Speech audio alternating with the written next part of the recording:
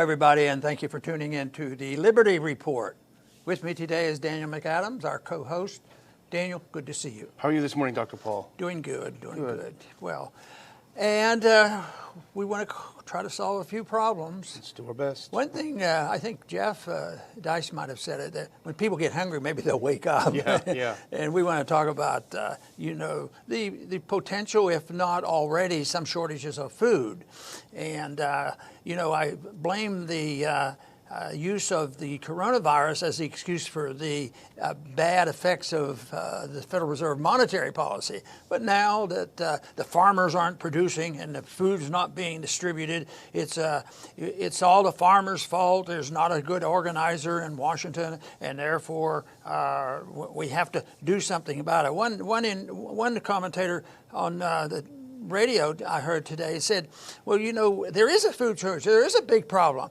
And the way she twisted it around was, it was the agricultural department, because the virus came, and then you needed a manager, and that was Trump's responsibility. And Trump didn't central economically plan to make sure that the food would be delivered on time. Over the years, I never went to the store a whole lot, but I would. And I was always just really impressed with the produce. You could walk in there, even with bad times, inflation and things like that. Produce was so plentiful. It's always plentiful. And I keep thinking, some of this stuff came from our country, some from Central America, some from around the world, and it just arrives and it's in good shape, and average people get to buy this, and yet all of a sudden, boom, they're talking about food shortages. The only time I know about for sure in this country where there was a government-directed food shortage was in the Depression, because they interpreted the low prices there, which was deflationary, as a cause for higher prices solving the problem. So they wanted prices to go up, so they ordered the farmers to plow their crops under. But they're essentially doing some of that now. They're killing animals, but it's mainly they can't do the transportation. Mainly they don't have the hired help, the people to work. Mainly the people aren't taking the jobs, and it's all done shut down. It's a secondary consequence of the ill-advised way they're handling coronavirus, and that has made all the difference in the world, and why GDP is down and people are out of work at a record number. It's man-made. It's not a natural thing. And besides, this is really going to strike the historians when they start looking at the real statistics on how much harm was done. There's plenty of harm done with the virus. There's no doubt about it. But they're going to come down with a conclusion. Maybe we overreacted, which they did. They overreacted, and doing something, encouraging people to take care of themselves, that's okay.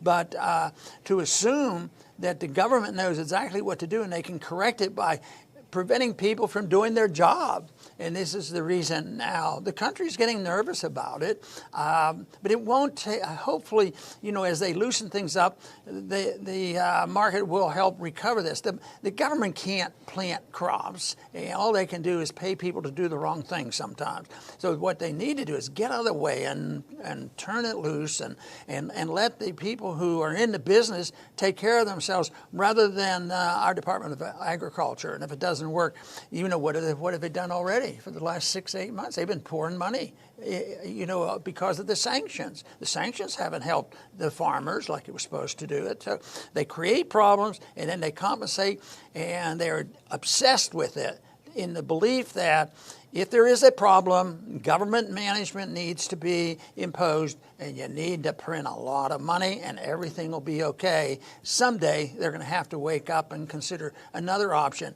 Maybe what we should be considering is not the management of agriculture products. Why don't we consider how can we free up the people to act like they live in a free society and let them solve the problem? That's the way the country became great, but it's also the lack of that that's making us come under severe stress and undermining the liberties that we have. So it's a crucial time in which we live, and I hope we can help straighten some of these things out and not say, well, what we need is just more money to the farmers and the truckers and bail out everybody, because that just compounds the problem. And as the coronavirus narrative is collapsing, which it is, and not getting these massive death figures even by cooking the books, the fearmongers and the panic mongers need a new thing to make people panic about. First, you got everyone excited about toilet paper, and so everyone went nuts and bought a bunch of toilet paper. And now the new thing is a coming food crisis, and this is a real crisis. But what they're going to try to do, what they are trying to do, is blame it all on the coronavirus. Oh, our food crisis, the coronavirus is affecting our food crisis, but it is not in the way that they're claiming. Here's a quick snapshot of the problem, and it is a real problem. 2 million chickens euthanized in Delaware and Maryland recently, and it's pretty horrific the way they suffocate the animals. Pretty bad stuff. 20 slaughterhouses closed across the U.S., big ones. They warn they may have to kill 700,000 pigs per week. That's not so we can eat pork. They're digging big trenches and just burying all these animals because they can't get them to the slaughterhouses. And here's something from I think it's a Bloomberg piece that explains it a little bit better about what's happening. This action comes as farmers across the country are forced to dump huge quantities of milk and vegetables because of virus concerns, and get this is a quote, and lack of customers, while many Americans wait in line for food handouts. So they want to blame the virus, but the fact is people don't have the money to go buy these things. That's part of the problem as well. So they're going to try to blame it on coronavirus. But here's something else, Dr. Paul, that's interesting. Europe is not having a crisis because they didn't shut down their slaughterhouses. They've maintained. So you can't say this is a unique thing, because you can't claim that Spain and Italy are not hard hit by this coronavirus. They are. But you can't claim that this is something unique to the virus, that they can't kill the animals, because Europe didn't do it and they're not suffering the crisis. No, it's easy and convenient to dwell on the coronavirus. It's the cause. It distracts from the real cause, and that is excessive spending, excessive debt, and the Federal Reserve manipulation of the economy, the central economic planners. But that is what they ignore. But in the agriculture industry, as in all the industries, once you have decades after decades of artificial interest rates and too much spending and too much debt, the bust to that economy always comes. So whether we had never had the virus or the pretense of the seriousness of the virus, there would have been problems like this, because the economy has been very, very fragile, and it has to unwind, and it can't be patched up by doing more of what we've been doing for decades, and that is destroying the function of value of money, that you don't have a measuring rod to have the definition of the dollar, at the same time really ruining the interest rate, which helps define what investors ought to do, because you have a lot of investors investing in farming, buying land and shipping and all the things that go into it. There's no way, the government can figure that out. They're not economic planners. Every time they've tried it, in hundreds of years, the more central economic planning you have, the worse the conditions get. And I think this is part of that too. It's not the virus per se, but it's the reaction to the virus that really has been the biggest problem, and that meant the shutdown. And now they're arguing, well, we can't open it up because it's chaotic if we do that. What's going on now? That's the chaos. What the market does, and individuals making their own decisions, is they smooth things out. They make decisions, and when mistakes are made, they're eliminated quickly, and it's limited to a small group of people. But when government does it, and even if something like this was going on and the federal government never said a word, there might be some states that would say, hey, look, quarantines aren't totally strange to this country, but the quarantine was supposed to sort of guide us in restraining the person who was spouting off the germs, not abusing our liberties. It's sort of like the Patriot Act, because when the Patriot Act came in, the enemy has been the jihadists, the terrorists. So who did they punish? The American people. They took away our liberties as a punishment because they got frightened about the terrorists, and that, of course, too, was also hyped because they always have to have an enemy. In this case, the virus is the enemy, and they use that as an excuse to do anything they have to do, and there's a rebellion going on, and we've talked about that the last few days. There is a rebellion going on, and people are annoyed by it, and some some of them say, this is crazy. I want my freedom back. And that's the healthy thing that's happening right now. Yeah, that's for sure. And you mentioned Jeff Dystar, friend and former colleague. He had a great piece, and we put it up on Ron Paul Institute about will the food crisis finally get people to wake up and demand an end to the lockdown. And he makes a good point, which is that Americans have been living under this delusion because we have the illusion of wealth, as you always talk about, the illusion of being so wealthy. They're operating under this delusion that you can just go home, put on your pajamas, and sit watching Netflix for 2 months, and nothing will happen to the economy, which is a very intricate interworking of human activity. And that is not the case. You can't simply shutter the entire economy and sit home in your PJs and think nothing's going to happen. Well, something is happening this week, and earlier this week, the head of Tyson's, the CEO of Tyson's, warned we're going to have some food shortages. It's coming. It's going to be serious. Representative Massey, our good friend, has warned of this for a few weeks now, and he's a cattle rancher too. He's seen this. So this is what happened this week. Trump signed an executive order allowing slaughterhouses to remain open. The press says ordering them to remain open. That's not really the case when you look at the fine print, which is very difficult to get in the mainstream media. But what is keeping them from remaining open? You think, well, they want to stay open, they want to make money, that's what they're in the business for doing. The problem is an issue of liability. And for all the other things they're talking about why they're not open, there's an issue of liability. There are some workers that have tested positive, and out of an abundance of caution, of fear of the liability, they've just shut the whole thing down. What's happened. So I think, as I understand President Trump's executive order, it is to remove some liability from these companies for having workers that may have tested positive being on the assembly line, and that's the reason why the heads of the big Smithfield, Tyson's, and the other praise the executive order, because they do want to get back to work. So there is it's not a virus. It's a liability issue that's kept them closed. That's right. I do want to talk a little bit about a bit of hope coming out of how the shutdown is being handled. And it's obvious it's starting to break and we're starting to open up, but everybody is frightened and everybody's demagoguing it, and the legal people are involved, the politicians are involved. But there's been news about Sweden. Yeah. And this is interesting because Sweden took a different approach. They didn't ignore it, but they emphasized voluntarism. They had suggestion, and the cooperation between the suggestions coming from their government and the people seemed to work pretty well. And now that they're talking about opening up, it was WHO, who was actually condemning Sweden for not doing what we tell them to do, lock down, because, just for practical reasons, if nothing else. So they now are saying, hey, now that we're opening up, since the economy isn't doing so badly in Sweden, maybe we ought to look at what they were doing. Maybe we should follow that. Of course, they do plenty of digs at Sweden. They don't talk about how they made them, or how the other countries failed to maintain their economy. But they're saying now that maybe as we make progress, maybe we should look to some of the examples that Sweden set.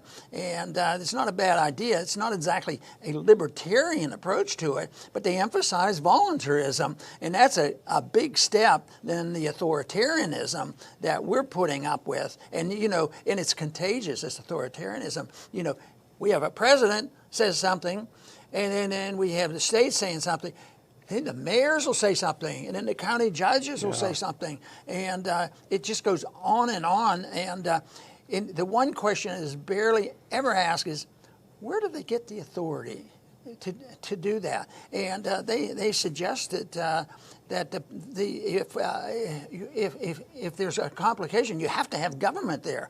But there is no authority for people to get a lockdown, to say you can't leave your house or you can't go to church.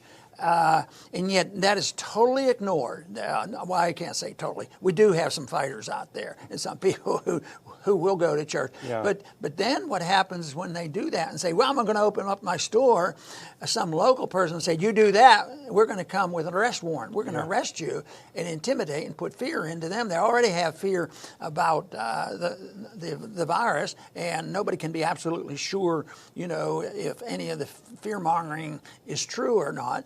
But the fear-mongering by our government is very true, and they know our government will come and crack down on, for what, 15, 20 years now, all you had to say, terrorist, terrorist, terrorist, and you could get anything you wanted, any finances or any abuse of civil liberties. You never get rid of the Patriot Act. You always build on this, and that is what we're doing now. This whole situation, they didn't even have to have Congress pass this modern-day Patriot Act because the authority was just there.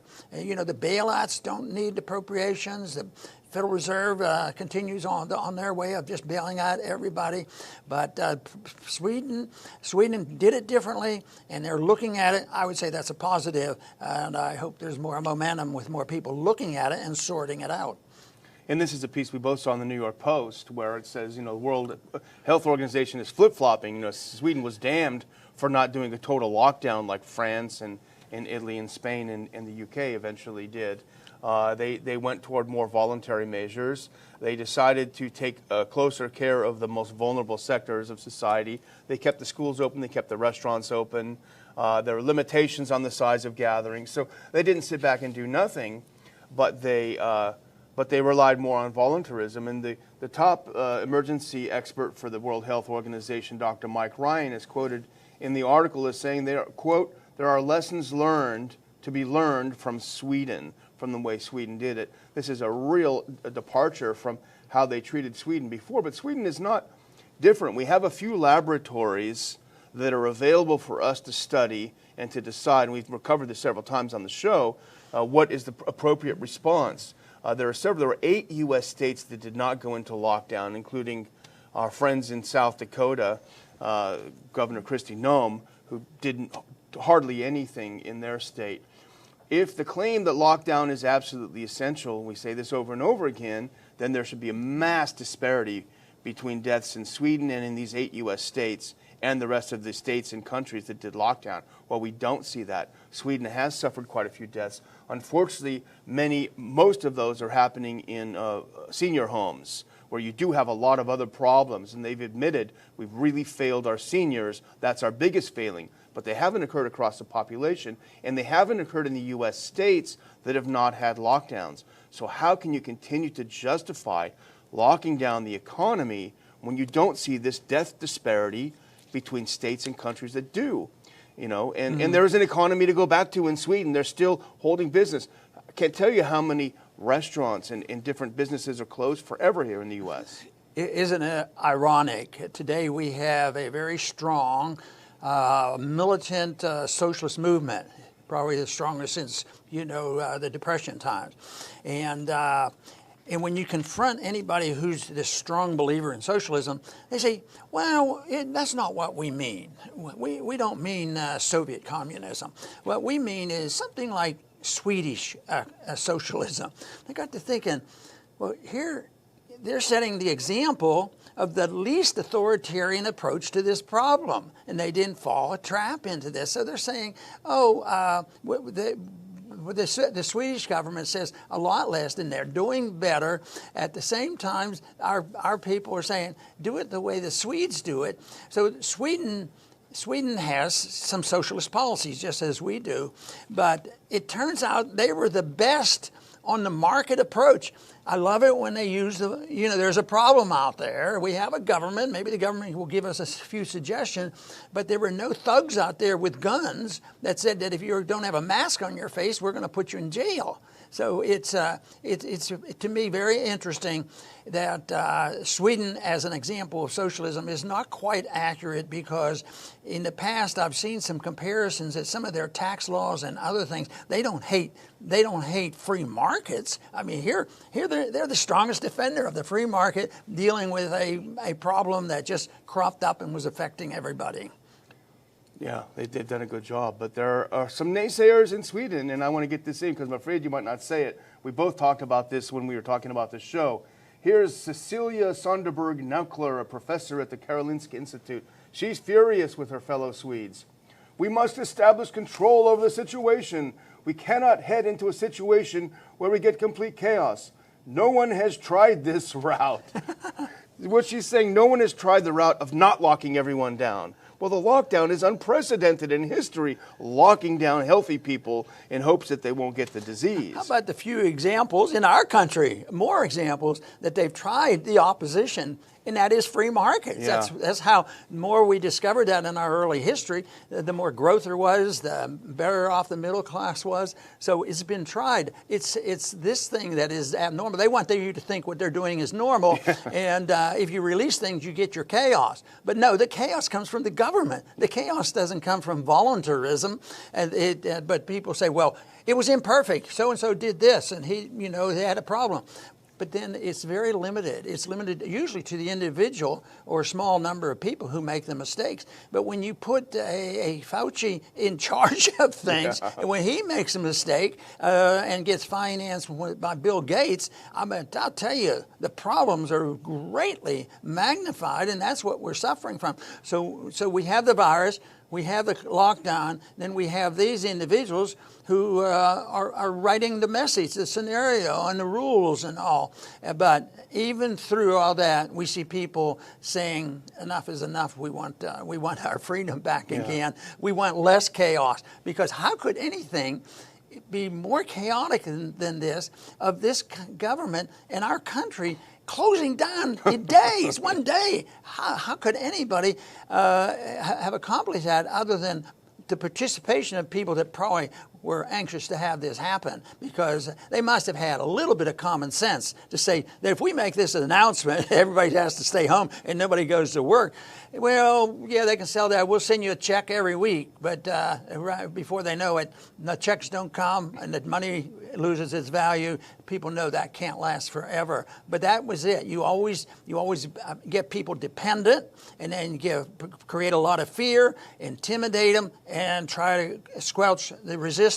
The resistance is breaking out, so we encourage the people to speak out, but you have the authoritarians now that are going to be more aggressive. We can't let them get away with this. They'll become in charge of their own lives. They'll be able to go to work when they want to. Yeah. So it's a crucial time and something that people have to realize. What we do now as a nation, as a people, and understanding is going to maybe play a real huge role in what kind of a country we have in 5 or 10 years from now, because we have had this terrible blip downwards, but there is theoretically a recovery for this, even though that is going to be tough. But the talk has to be not better management by our government, more spending money, more credit from the Federal Reserve. If it stays there, I'll tell you what, this is going to be a long time going. And I would think if we're annoyed by people being arrested because they don't have their mask on, it's going to be a lot worse than that if we don't get a handle on this. But that's why we need to encourage the people that are waking up and say, boy, you're right, this thing is crazy. It's not making any sense. And now even counting, I've said this so many times, it's so annoying that the data that they're following is fudged. Yeah. The people who die. And the refusal to, or the mandate that you have to put coronavirus down on your death certificate, even though they've never tested positive, never even tested at all. Oh, he looks like he could have.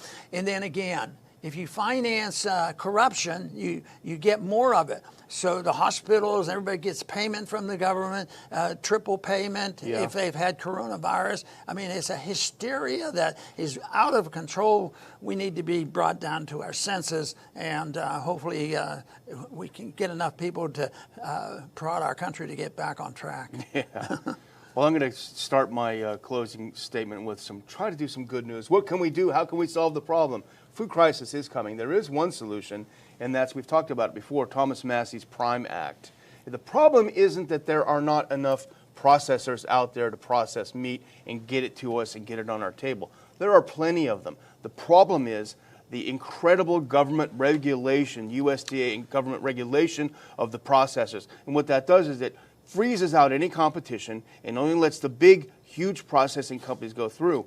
Well, Thomas Massey's Act would help the small meat processors fill the gap, put food on our table, and that's actually something that's in tune with President Trump's philosophy and behavior so far, which is reducing regulations. So he should take a look at that act and take a look at a way to solve the problem. Unfortunately, there are other things that I don't have great news about in my closing. Just an update on our show.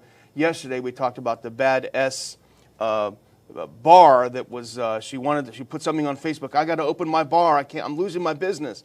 Well, unfortunately, the authorities tracked her down and said if you open it, you're going to get arrested.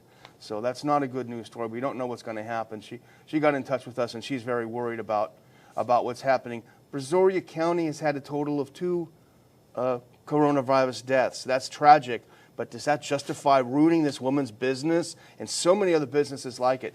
It really is terrible. And I just want to finally say one thing. My nominee for Villain of the Week, Dr. Paul, has got to be Gavin Newsom, the governor of California.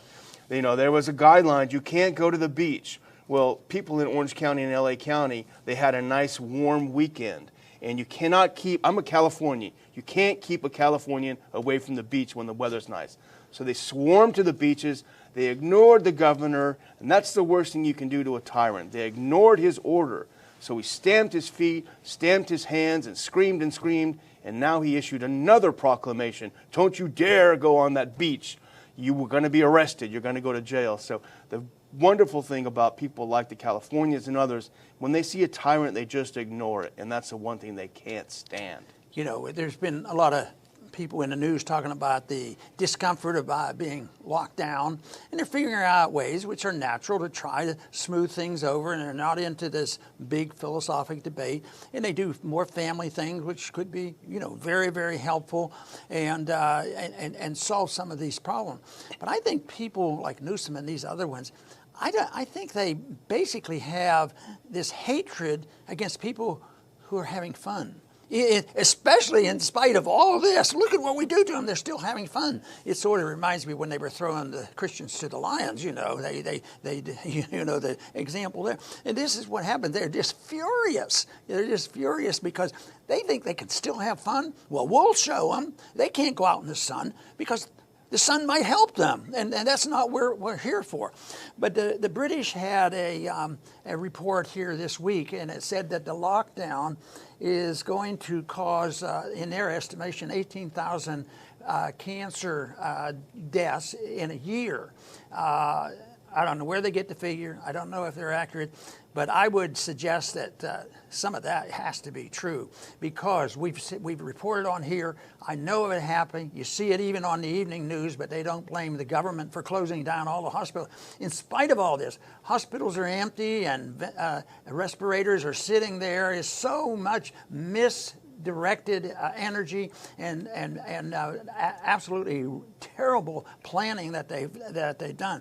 But 18,000 deaths because of the coronavirus, because people miss their appointments, they don't get checked, people don't go in, and it's other than cancer too. We've heard the stories about heart attacks and others. People are just frightened to go to the hospital. So if they wanted fear and intimidation, they have it. And then if you try to it, then you end up with the government getting tougher, like Daniel just pointed out. The law comes down and say, if you do it, we're going to put you in jail. So they have this additional worry, and then they're probably just trying to struggle to make a couple of dollars to take care of their families, and they get intimidated with these thugs who want to put you in prison for this. And yet the whole thing is, it was voluntary in Sweden, and the truth of this is that if two people can make up their own minds in a voluntary way, you can still protect yourself. The fact that you don't get a shot, now the next big fight will be when there's about 72 different shots to pick from, but the government will decide which one you have to take or you'll never get on an airplane again. We need to get you a vaccine for this, even though we may not ever see the coronavirus again, or we may never fully understand how dangerous it really was. But it's going to be with fear and intimidation and threat of prison. They want power and control, and if you're free and prosperous and independent, It doesn't go well with dictators. And right now, if anything, this episode that's been going on these last several months indicate the authoritarians are alive and well at the local level too. It isn't just our administration and our Congress, as bad as they are at being poor in leadership, and they promote it and prod people. Actually, the real problem comes from the law enforcers who said that we're going to arrest you, and the stories are out there, and that's why people are saying, I'm going to the beach anyway. But you have to see what's going to happen, because they have a lot more guns than we do. And the answer is not for us to have more guns. That has to be really the very last desperate approach to trying to solve this problem. What we need is a change in attitude and a better understanding of how we got into this mess, and don't blame, mystical, invisible things like a virus. That makes less sense, and at least people could visualize a little more so a terrorist. But then that definition was expanded to anybody they didn't like. Oh, he's a terrorist. He said something.